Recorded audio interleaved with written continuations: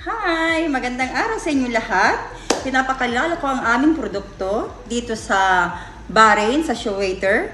Meron kaming 4 na klaseng flavor ng halwa. Meron kaming red halwa. Gawa siya sa rose water, guys. Try nyo, masarap to sa biskwit. Then, meron din kaming tin. Tin, gawa siya sa prutas. Ito ay sa Tagalog intibig. Masarap siya. Sa coffee, masarap. Tapos guys, meron din tayong pistachio flavor. Tinatawag namin dito ay green halwa kasi gawa siya sa pistachio. Masarap din ito sa coffee. Tapos meron tayong royal. Tawag dito ay royal. In Arabic is tin. Masarap to guys sa coffee, sa Arabic coffee. I-try nyo.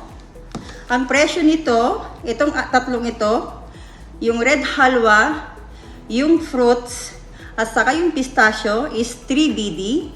Tapos itong royal natin is 3.5. Tigwa 1 kg po lahat ito. So, ano pang inaantay nyo guys? I-try nyo ang aming halwa dito sa Bahrain.